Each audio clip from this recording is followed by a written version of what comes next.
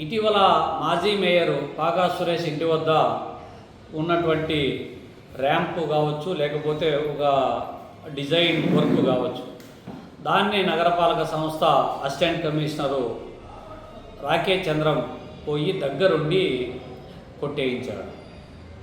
ఇది ఒక కక్ష సాధింపు చర్యగా ఇటీవల డీలిమిటేషన్ ప్రక్రియలో నగరపాలక సంస్థ అసిస్టెంట్ కమిషనర్ రాకేష్ చంద్రం గారు యొక్క ఏకపక్ష వైఖరి ఏదైతే ఉందో, అంతర్గతంగా అధికార పార్టీ నేతల కనుసన్నల్లో సర్వే చేసి డీలిమిటేషన్ ప్రక్రియను కొనసాగించి ఇది అధికార పార్టీ నేతల రాజకీయ ప్రయోజనాలకు ఉపయోగపడేటువంటి పద్ధతిలో ఏదైతే కుట్రపూరితంగా చేశాడో, దానిపైన మాజీ మేయర్ పాగా సురేష్ కోర్టును ఆశ్రయించి స్టే ఆర్డర్ తీసుకొచ్చాడు.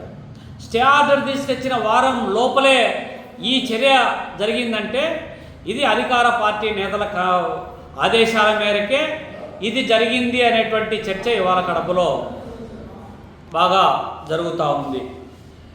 ఇది అధికార పార్టీ నాయకుల యొక్క వారసత్వాలను ఈ నగరంలో నగర ప్రజలపైన బలవంతంగా రుద్దాలనేటువంటి ఒక ఆలోచనకు దర్పణం పట్టేటువంటి పద్ధతిలో నగరపాలక సంస్థలో ఈ డివిజన్ల మార్పు, ఆ డివిజన్లలో మొన్న జరిగినటువంటి మహానాడులో లోకేష్కు గిఫ్ట్గా ఇస్తానని చెప్పి ఎమ్మెల్యే మాధవిరెడ్డి గారు ఏదైతే చెప్పారో, ఇవన్నీ కూడా ఒకదానికొకటి లింక్ అయి ఉండాలి అనేటువంటి పద్ధతిలో దీన్ని మేము భారత కమ్యూనిస్ట్ పార్టీ సిపిఐ తీవ్రంగా ఖండిస్తూ ఉంది, వ్యతిరేకిస్తూ ఉంది.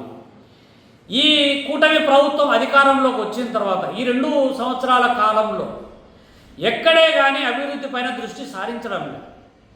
పట్టమని 1000 మందికి ఉపాధి ఉద్యోగ అవకాశాలు కల్పించేటువంటి ఒక్క పరిశ్రమ అన్నా పెట్టగలిగినారా? లేదు. ఎప్పటి నుంచో కొనసాగుతున్నటువంటి బుగ్గవంక బ్యూటిఫికేషన్ ఏమన్నా చేయగలిగినారా? Road widening చేయగలిగినారా? నగర సుందరీకరణ చేయగలిగినారా? లేదు. త్రాగునీటి సమస్యకు శాశ్వత పరిష్కారం చూపగలిగినారా అంటే ఒక్కటి కూడా చేసినటువంటి దాఖలాలు. పైగా గవర్నమెంట్ నుంచి గ్రాంట్ రూపంలో ఒక 10 కోట్ల రూపాయల డబ్బులు తెచ్చినటువంటి దాఖలాలు కూడా లేవు.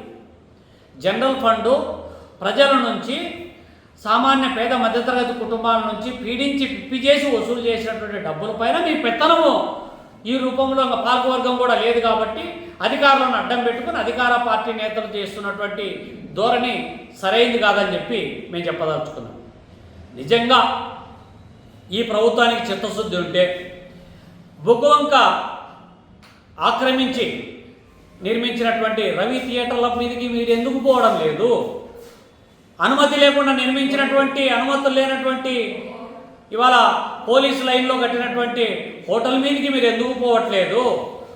అనుమతి లేకుండా నగరపాలక సంస్థకు 50 లక్షల రూపాయలు ఎగ్గొట్టి పాత బస్ స్టాండ్లో అక్రమ నిర్మాణాలు జరుగుతుంటే మీరు ఎందుకు పోవట్లేదు? ఇట్లాంటి అంశాలలో వాటి జోలికి పోకుండా మీరు ఎస్సీల పైన, ఎస్టీల పైన, బీసీల పైన, మైనారిటీల పైన మీ టార్గెట్ ఏంది? అల్మాస్పేట ఘటనకు కారణం ఎవరు? అల్మాస్పేట ఘటనకు ముందు జరిగినటువంటి ఎంఐఎం మహమ్మద్ అలీకి, అసిస్టెంట్ కమిషనర్గా ఉన్నటువంటి రాకేష్ చంద్రంకు జరిగినటువంటి కాన్వర్జేషన్లో రాకేష్ చంద్రం పైన ఏ విధమైన యాక్షన్ తీసుకోవాలి? నిజంగా అనుమతి లేకపోతే మరి అక్కడ బోర్డు ఎందుకు పెట్టలేకపోయినాడు? మరి అతని ఏవన్ ముద్దాయిగా పెట్టాలనుకుంటాం. అతని మీద ఎలాంటి చర్యలు లేవు. ఈరోజు ఆయన ఉంటున్నటువంటి హౌసు ఇంతకుముందు ఇన్ఛార్జి కమిషనర్గా ఉన్నాడు. కమిషనర్గా ఉన్నప్పుడు ఆ బిల్డింగ్ వాడుకోవడంలో తప్పు లేదు. ఇన్ఛార్జి కమిషనర్, అసిస్టెంట్ కమిషనర్ అయిన అదే బోర్డు పెట్టుకొని అదే క్వార్టర్స్లో ఉండడం అనేటువంటిది చట్ట విరుద్ధం కాదు. పైగా కమిషనర్ అని చెప్పి బోర్డు పెట్టుకొని కొనసాగుతారు. ఏం ప్రివిలైజేషను? అసిస్టెంట్ కమిషనర్కు ఉన్నటువంటి చట్టానికి భిన్నమైనటువంటి హక్కులు ఎందుకున్నాయి? ప్రతి అంశంలో కూడా రాకేష్ చంద్రం పైన ఎందుకు అంత ఇంట్రెస్టు? ఇన్ని తప్పుల మీద తప్పులు చేస్తా ఉన్నా కూడా అతను వెనకేసుకు రావడంలో ఉన్నటువంటి అంతర్యం ఏమిటి? తక్షణము నగరపాలక సంస్థ అసిస్టెంట్ కమిషనర్ రాకేష్ చంద్రంలో తప్పించాల్సినటువంటి అవసరం ఉంది. నగరపాలక సంస్థ కడప నుంచి బదిలీ చేయాల్సినటువంటి అవసరం ఉంది. అట్లా కాకపోతే పోరాటానికి కూడా సిద్ధం అవుతామని చెప్పి హెచ్చరిస్తా ఉన్నాం.